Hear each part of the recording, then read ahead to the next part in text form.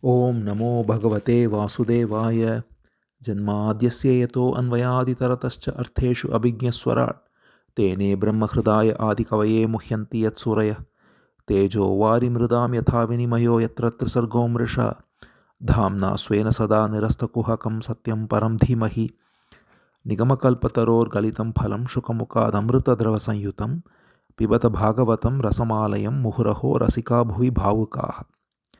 We now enter the 24th and the last chapter of the 9th Skandha of Srimad Bhagavatam. We are on the cusp of entering the 10th Skandha, which is the glorious and the biggest Skandha of Srimad Bhagavatam, about the entire avatar of Krishna and all his leelas.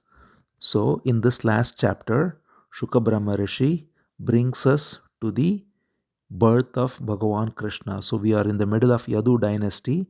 After seeing in detail the Puru dynasty in which the Pandavas appeared, he moved to the Yadu dynasty and he mentioned that in this Yadu dynasty, Madhu and Vrishni appeared, and that's why, because of Yadu, Madhu, and Vrishni, these descendants are called Yadava, Madhava, and Vrishni or Varshneya.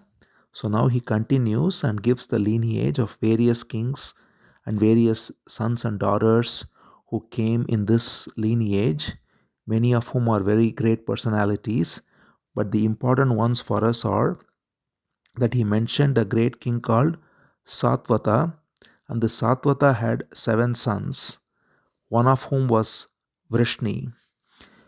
And Vrishni had many sons, and among those descendants came 2 brothers called Chitraratha and Swapalka. And Swapalka, he gave birth to Akrura. Akrura is a famous personality. He is a great devotee of Bhagavan, even though he is very senior to him. He is like a grand uncle because he is born to Swapalka, and his brother Chitraratha, he gives birth to Vidhuratha, and through him Surasena comes, and to Surasena is born Vasudeva. Vasudeva is the father of Krishna, and that is why he is also called Vasudeva. So Surasena gives birth to Vasudeva along with many other brothers. Meanwhile, through another line in the same lineage, through various sons and daughters, it comes down to a set of brothers called Devaka and Ugrasena. And Devaka has many daughters, and the last of the daughters of Devaka is called Devaki. And this Devaki is the one who married Vasudeva, and that is why Krishna is the son of Vasudeva and Devaki. He is also called Devaki Nandana because he is the son of Devaki. And Ugrasena is the brother of Devaka, that is the uncle of Devaki, and Ugrasena's son was Kamsa. So Kamsa is the brother as a cousin. He is the first cousin and brother of Devaki. And we will see how, being a brother, what happens between Kamsa and Devaki is a very famous part of the whole process of Krishna's appearance. So Kamsa is Ugrasena's son, and his brother Devaka's daughter is Devaki. And this Devaki is married to Vasudeva, who is the son of Surasena, as we saw. The other important thing to note here is Vasudeva also had 5 sisters, and his first sister is Pritha, who is none other than Kunti, the mother of the Pandavas. So, this Pritha is the one who was first given an adoption to a king called Kunti, and that is why she became known as Kunti. And so, Pritha, who is Kunti, then got married to Pandu, and that is why their sons became Pandavas. But also, as we know, the sons are also called Partha. So Arjuna is famously called Partha, but the name Partha, of course, belongs to Yudhishthira and Bhima too, though Arjuna is only famously always referred to as Partha because he is son of Pritha, and he is also called Kaunteya because he is the son of Kunti. Both are the names of the same sister of Vasudeva. And this Pritha, who is Kunti, she got a boon. We already saw this mentioned when the Pandavas were introduced. So the story goes that Durvasa, the great sage, he once visited Pritha when she was a very young girl, and she rendered great services to him. And because of the way she served him even as a young girl, he blessed her with a mantra and said, if you call this mantra, any devata will appear and they will bless you with a son. So she was a young girl before getting married. She wanted to actually playfully test this mantra. So she thought of sun because sun is the most prominent deity and the most visible deity. It's called Suryaha Pratyaksha Devata. And therefore she thought of sun and she invoked this mantra, and it so turned out that the sun manifested as a deity and said, I'll give you a son. And she was very petrified because she was still not married and she thought it was a play, and she wanted to now back out, but the sun deity said, no, having been invoked, I cannot go back. This mantra cannot be in vain, so I shall give you a son, but not to worry, you will not be even then losing your virginity. I will just give you a son through a mystical process. And thereby she conceives a son, and but she, because she is afraid of what everyone will think about having a son with before getting married, when the father cannot be even revealed, so she puts the son in a box and lets him go on the river Ganga, and that son is who is picked up by another person who is a charioteer, and he raises this son who is Karna, who becomes the great friend of Duryodhana and eventually becomes actually the enemy of the Pandavas themselves in one of the great, very interesting episodes of Mahabharata, where the brother, the eldest brother Karna, has to fight against his younger brothers, and he is loyal to Duryodhana. And not only that, Karna also took part in many of the atrocities that Duryodhana did, and therefore Karna, even though he was the son of Kunti, he had to be killed in the battlefield. And then after that, she got married to Pandu, and then, as already mentioned, because Pandu couldn't have sexual intercourse, it was very handy that she had this mantra, and therefore using this mantra she invoked it, and that's how the 5 Pandavas were born. So this is Pritha, who is the sister of Vasudeva, and this is why Krishna and Arjuna are first cousins. So Krishna and Arjuna are just days apart, and not only that, they are cousins, they are close friends. So Krishna, that is why he treats Arjuna with such fondness, because he is his cousin, he is his friend, he is his devotee, and he is the most surrendered warrior and the most dharmic person. In every way, Arjuna is so dear, and that is why he is bestowed with the special grace of receiving Bhagavad Gita. So these are the sisters of Vasudeva. So along with Pritha, by the way, he had four other sisters, and two of those sisters actually gave birth to two demoniac persons as well. Very interestingly, one sister called Deva, she gave birth to Dantavaktra, and one called Shrutashrava gave birth to Shishupala. So it was already noted by Narada in the 7th Skandha that because of the curse of Sanaka, the two attendants in Vaikuntha, Jaya and Vijaya, will take birth thrice, and all the 3 times they will be killed by Bhagavan, and then they'll go back to Vaikuntha. So first they came as the brothers Hiranyaksha and Hiranyakashipu. We saw that, where Hiranyaksha was killed by Varaha avatar and Hiranyakashipu was killed by Narasimha. Then after that they were born as the brothers Ravana and Kumbhakarna, and they were both killed by Lord Ram in the battle of Ramayana. And now in this Yuga, Dwapara Yuga, that is, the first was in the Satya Yuga, Hiranyaksha and Hiranyakashipu, Ravana and Kumbhakarna in Treta Yuga, and then in Dwapara Yuga they are born as Dantavaktra and Shishupala, who are both cousins and thereby brothers as well. So they are born to the two sisters of Vasudeva. So that's why, interestingly, these two are also cousins of Krishna, and yet they will be killed by Krishna because they are always envious of Krishna, and because of their envy, they always want to harm him, and eventually they are liberated by being killed by Krishna. So these are the two, Dantavaktra and Shishupala. So after listing all this, Shuka Brahmarshi now says that Vasudeva is the main here because he is the one who is going to give birth to Krishna. It is said that he is very suitable for being the father of Krishna, for being the receptacle, as it were, for receiving the descent of Krishna, because he was a very pious person, very dharmic person, and he was married to Devaki, who is a very dharmic mother as well. He was also married to Rohini, by the way, and Rohini is important also because Rohini is the one who will give birth to Balaram. That is, the womb of Devaki will be transferred to Rohini to give birth to Balaram, who is also the wife of Vasudeva.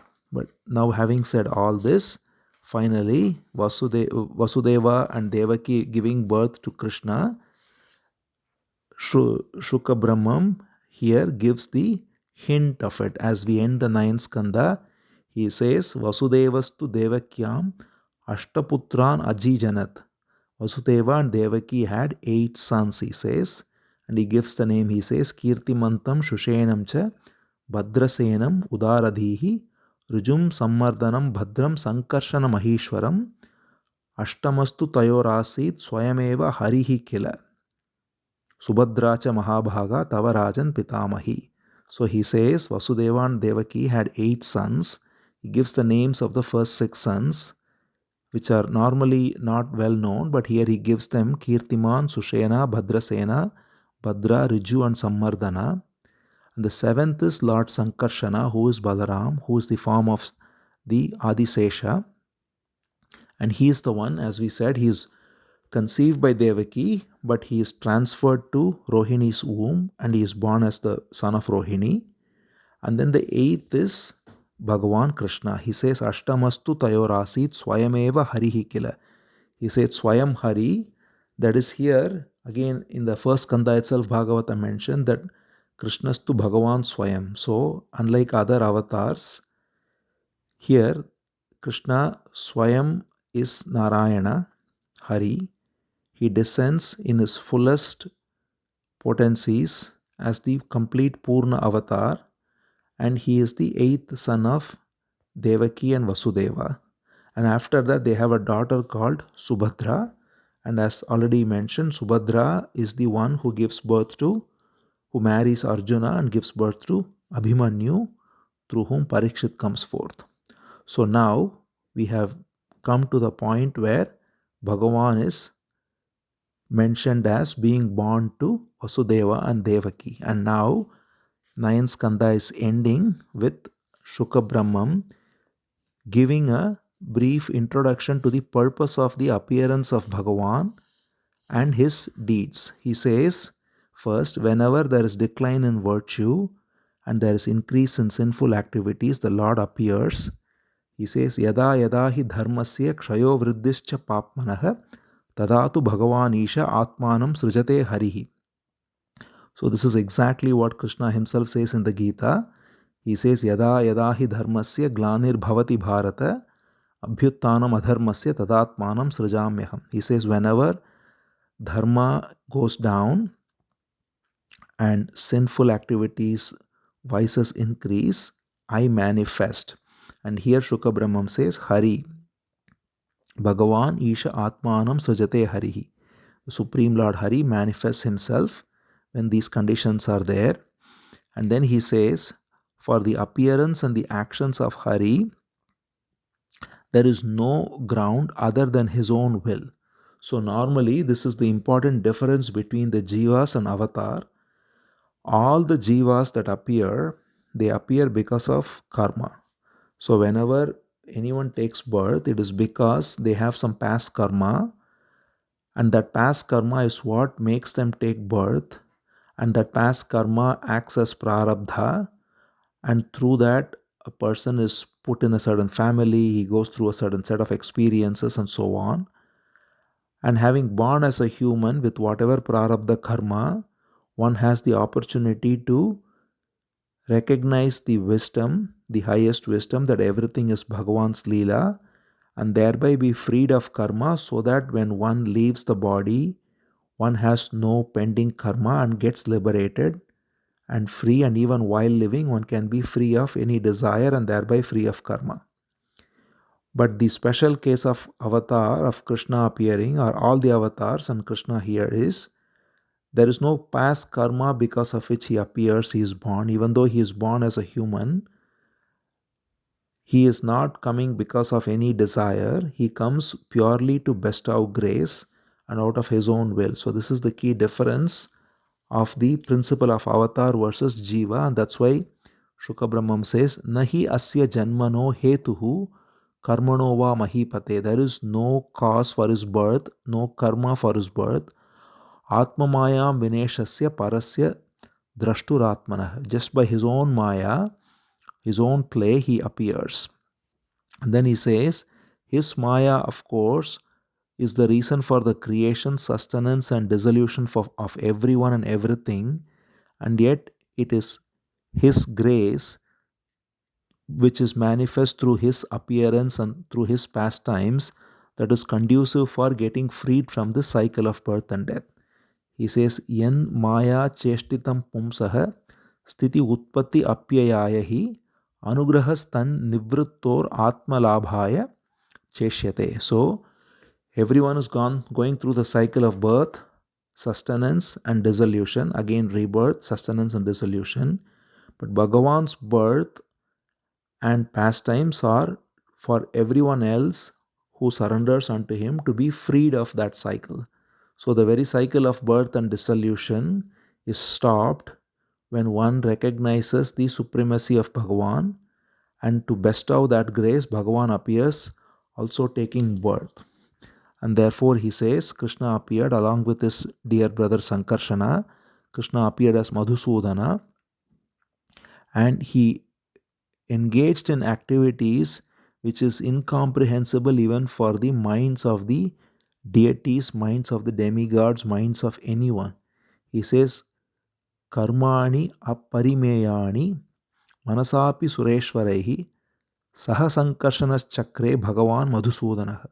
Madhusudana, the supreme being Krishna, along with Sankarshana, along with Balaram, did deeds which are so great, so incomprehensible that even the devatas, even the demigods cannot understand it.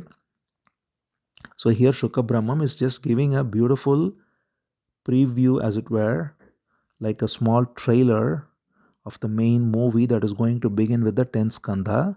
He says what is the reason for his appearance, which is outwardly to remove adharma and protect dharma, but inwardly and most importantly, it is to bestow grace through appearing and engaging in pastimes, to give name and form for easy devotion to devotees, to engage with love and thereby be free of attachment to body and mind, attachment to the world by devoting to Bhagavan, and thereby getting freed of the cycle of birth and death. That is the purpose of his appearance.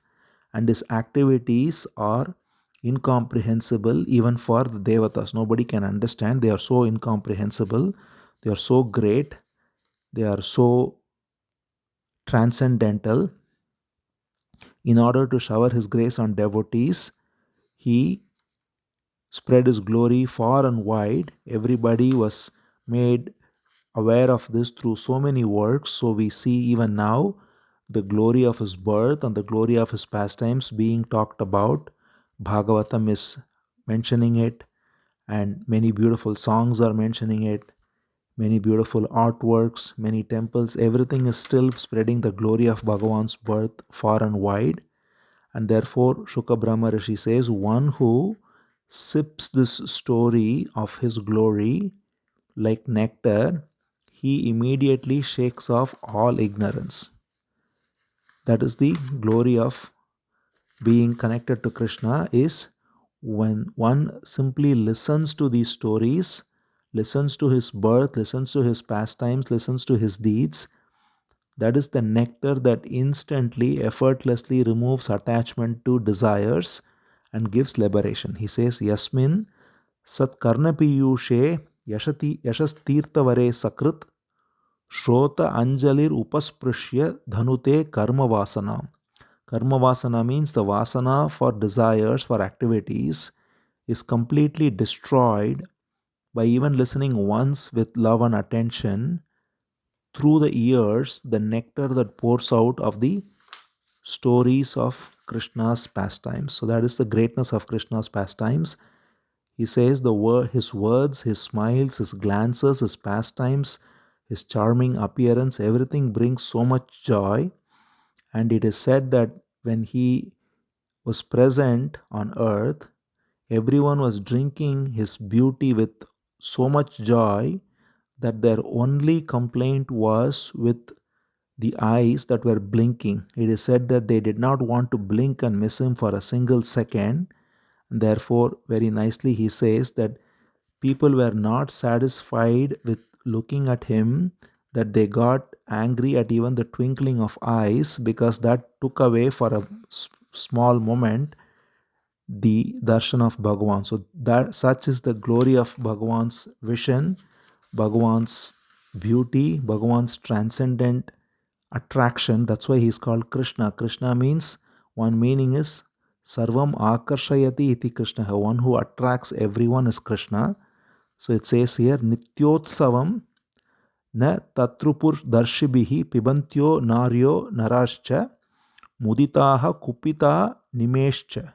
So daily was like a utsavam. It's a festival every day, being with Krishna. And even now, when we are engaged with Krishna, we are in festival. When we listen to Krishna's stories, when we are in front of a beautiful deity of Krishna, when we take the names of Krishna, when we sing the kirtan of Krishna, it is like utsavam, it is a festival. And here he says, they were drinking this sight, pibanti naryo narascha, women and men were drinking this with their eyes, the nectar of his vision, and kupita nimeshcha, their only anger was towards the eyes that were blinking every once in a while. They wish their eyes would never blink so that they can keep looking at Krishna. So that is the beauty of Krishna.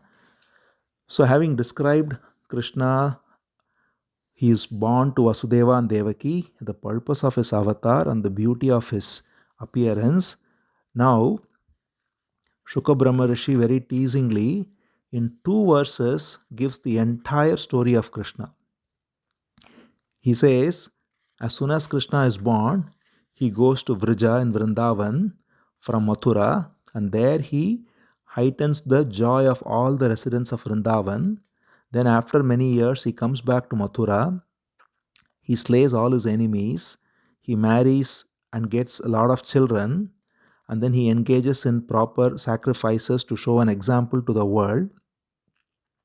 Then he intends to reduce the burden of earth, and because of that, he, through his own Maya, makes the Mahabharat war happen. And in that war, millions and millions of people are killed. And meanwhile, in the battlefield, he gives the highest truth, Bhagavad Gita, to Arjuna. And he also teaches the highest truth to his dear friend Uddhava. And then after his entire pastimes are over, he goes back to his eternal abode. So just in 2 shlokas, he has finished the whole Krishna avatar. So this is a beautiful way to tease the 10th Skandha, because Parikshit especially has been waiting. Now it's the 5th day. He has only 2 days left. He has been waiting. And all the wonderful stories, of course, have been given by Shuka Brahma Rishi through 9 skandhas. And after all of this, finally we are coming to Krishna avatar. He mentioned how Krishna is born to Vasudeva and Devaki, and the purpose of avatar, the grace of this avatar. And then, as far as the actual story, the pastimes go, he simply finishes it in 2 verses.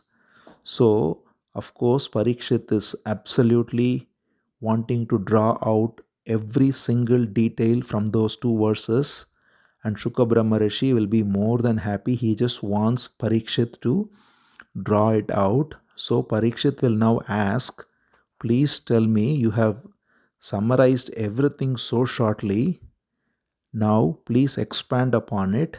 I want to know the story of Krishna, every single detail, and I drink this nectar. You just told that drinking the nectar of Krishna's stories is enough to get liberated, and that is why I am sitting and listening. So now you have to tell me every single detail, because this nectar is never going to be enough no matter how much you give. So please give me more, is what Parikshit will ask. And Shuka Brahmam is, of course, waiting for this question from Parikshit so that he will expand. So right now, as he concludes the 9th Skandha, Shuka Brahma Rishi just gives a nice trailer, a nice teaser, as it were, of the entire Krishna avatar, and leaves us all waiting for more. And we are waiting for Parikshit to ask and draw out, and Shuka Brahmam to give the whole story, the whole history of Krishna's pastimes. And that will be the most beautiful 10th skandha, which begins with the next episode.